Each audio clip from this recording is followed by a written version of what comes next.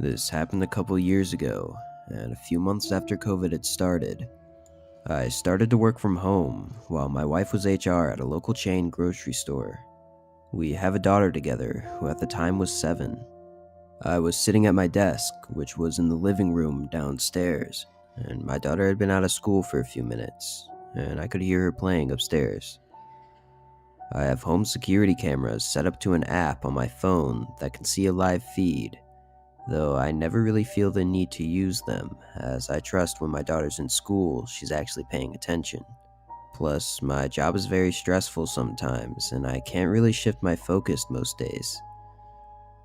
My daughter comes downstairs to grab some snacks, and I tell her I'll be done in a couple hours.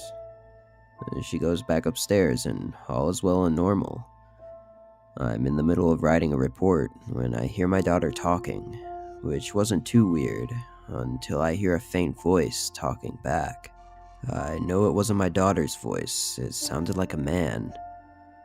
I sit there in shock for a few seconds, trying to think if maybe I was just out of it and it was actually one of my coworkers, but I could have sworn that the voice came from upstairs. I excused myself from the Zoom call and proceeded upstairs to my daughter's room. I knocked and she told me to come in. I asked what she was doing, and she said she was just playing on her iPad. Then I asked who she was talking to, and she says I don't know. That wasn't an uncommon answer from my daughter, as she pretty much says I don't know to anything that she doesn't want to talk about. I didn't think much of it, but I still had an uneasy feeling. I looked around her room real quick, and didn't see anybody, and nothing looked out of place, so I went back to work, and that was that. The rest of the day was pretty normal. My wife came home, we ate dinner, played some games with our daughter, and then it was time for bed.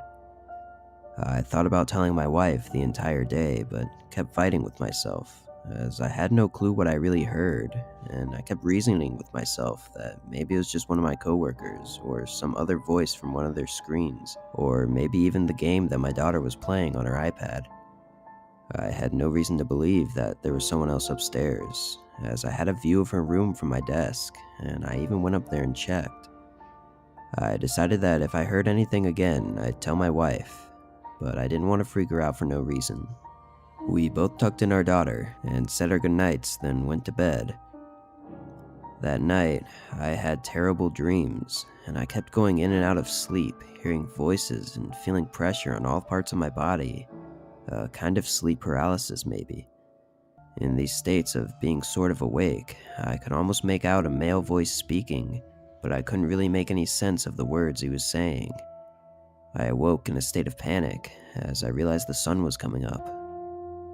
I noticed my wife was already up and getting ready for work. "Did you hear anything last night?" I asked her, and she replied no, which filled me with relief.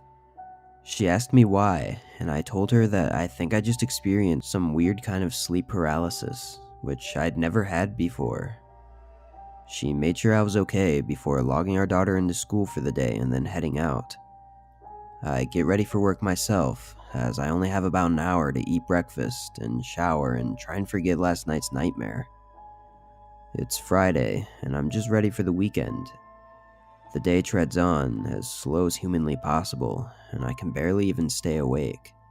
I doze off for a few minutes on my break before hearing my daughter come downstairs. She asked me if she can go outside, and I said not until I'm out of work. She's visibly upset, but she knows the rules. I get through the last hour of work and go upstairs to check on her. I knocked on her door and she opens it with a book in her hand. "Did you still want to go outside?" I asked. She said no, not anymore, and that she just wanted to read. I felt a bit of relief, as I really didn't want to do anything anyways, as I was so tired. I went back downstairs and turned on the TV. My wife wasn't going to be home for another half hour, so that gave me time to nap. Since it was a Friday, I knew she'd want to stay up late, because we both had the weekends off, and our daughter always goes to bed by 8 or 9, so that was pretty much the only alone time we'd get. I dozed off for a bit, until I was awoken by my wife coming in through the front door. She said hi, and our daughter comes running down to hug her. The rest of the night goes on. We have dinner, watch a movie, and play some games until we eventually tuck our daughter in. The nap really helped, as my wife and I didn't go to bed until probably midnight, which is a record for us. I climbed into bed, ready to fall asleep. My wife and I laid there for a while, and as I'm on the brink of sleep, that's when my wife asks me something. She asked me if someone was here earlier, and a little freaked out I said no, then asked her why she asked. She explained that when she was pulling into the driveway, there was a car parked at the curb right outside of our house, and right when she pulled in, they drove away. I told her that no one stopped by, and I had made it very clear to everyone that I knew that no one was allowed over because we were really trying to social distance due to the start of COVID. She sat there for a few seconds, and then she said it was probably just the neighbors, and that she thought she saw that same car there on Monday, and maybe even sometime last week. She jokes that I better not be having any women over, and then we finally go to bed. Thankfully, I slept like a rock that night. Saturday comes and goes, perfectly normal. It wasn't until Sunday that my daughter really started to worry me. We were eating dinner when out of nowhere she asks us what a machete is. I looked over at my wife, who looks just as concerned as I am. My mind is moving, trying to remember if we'd watched anything or talked about anything in regards to any kind of weapon, but I couldn't think of anything. In a calm tone, my wife asks her where she heard that word. She says she forgot, and I couldn't help but feel like she just lied straight to our faces. Something wasn't right about this, and she's a good kid and never really lies. If something was wrong, you'd tell us, right? I asked, just hoping she'd open up a little bit. But she declined and assured us everything was great, and she said that she's made a good friend, and her teacher's nice, and online school's going well. I had mixed emotions, sort of hating myself for wishing something was wrong so that she could just tell me. I decided to respect her boundaries though, and so does my wife. The rest of the night nothing else was brought up. My wife and I put our daughter to bed, and after closing her door, we headed back downstairs to sit on the couch. I had this horrible feeling in my gut that I've had all night, and pretty much all week. A feeling that's been festering so long that I decided to just tell my wife everything. From the voice I thought I heard to the dream and the machete. Come to think of it, my daughter's been spending more time in her room than usual. Ever since COVID started, she used to want to be around me and her mother all the time. She was an only child who couldn't see her friends anymore except through a screen, so it made sense that she'd want to spend time with us. But now, her spending so much time alone all of a sudden felt really strange. I tell my wife everything I've been feeling. I think I was venting for maybe 20 minutes because I had so much on my chest. She looks at me with a blank stare and then looks down, and I can tell that she feels something similar. She looks up at me and she's on the verge of tears. Before she can get a word out, she just starts crying. I hold her for a while as we both sit there, and getting everything out had just made my mind go blank. But then I hear it again, a voice coming from my daughter's room, the same voice I thought I heard before. I bolt up from the sofa, not even gauging my wife's reaction, and I race up to my daughter's room, swinging the door open. And there she is, sitting on the edge of her bed, just staring at me in horror, as if I'm the one that was intruding on her and her friend, and not the other way around. I was scared and anxious, and I just yelled, "Who's there?" There was no answer. I yelled to my wife to call the police while I'm scouring my daughter's room.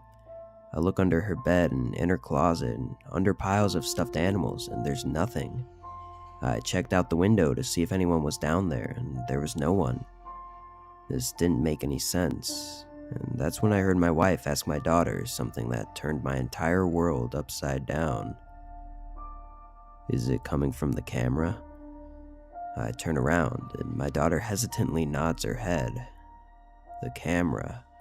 My fear turns into complete rage as I grab a stool and dismantle it. I tried to keep my cool so as to not scare my daughter, but the thought of some stranger talking to her through a camera that I willingly installed in her room was unbearable. I was angry, disgusted, and heartbroken, and that's when my doorbell rang and I hear a man yell police. I answer the door and I explain everything to them, but they don't really seem surprised at all. They explain that this thing happens a lot when security cameras don't have a ton of those security features that you get with the more expensive ones. Apparently, hackers can see through it and even talk to you, which was obviously news to me. They asked to speak to my daughter, and what she told them was soul-crushing. This had been going on for almost 2 weeks now, apparently, and the voice had become my daughter's friend. They talked to her after school and asked her about everything she liked and would tell her that they liked that stuff too. This voice learned what time I got off work and what time my wife would get home, and basically our entire schedule as a family. They learned my daughter's school schedule and her friends' names and how she hadn't seen them in a while and how she felt like she didn't have any friends anymore and was lonely. This voice had been learning everything about my daughter right inside of my home and right under my nose. They had preyed on her and the fact that she was lonely and used that to their advantage. Everything was starting to make sense. The voice I heard was real, and the dream I had about the voice wasn't even a dream at all. And this just made me wonder if my daughter wanting to go outside was just to play with this stranger, which means that my wife was right about the car outside of our house, the one that was there on Friday, and apparently Monday and last week too. This voice had been talking to my daughter for a whole 2 weeks, and I only noticed a couple days ago. I felt sick to my stomach and wondered why she wouldn't tell us, why she felt like she needed to protect him. The officer had the same question, and my daughter was silent for a bit, until he assured her that everything was going to be okay. She said that the voice told her that their friendship had to be a secret, and it was only between them, and if she had told anyone about them talking, that someone was going to hurt him with a machete, and they would never be able to talk or play again. I looked at my wife, who looks rightfully horrified, and I know she feels just as guilty as I do. The policeman tells my daughter that no one's going to get hurt and not to worry. Then he gestures me over to the side as his partner and my wife console our daughter. The officer's face is noticeably more worried than before. He claims usually when they've gotten these types of calls in the past, it's been pranks and nothing malicious ever comes out of it. But this case is different and they want to take protective measures. He advises us to take all the cameras down and says if possible we should stay at a family member's house, or because of COVID, maybe a separate hotel room for a few days while they patrol the area and try to look for a car that matches the description my wife gave them.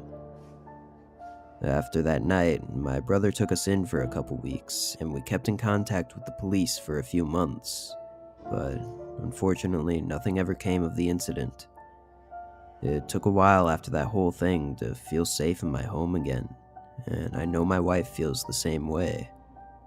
But we're both just happy that our daughter doesn't know the true intentions of the man behind the voice, and we probably won't tell her until she's much, much older.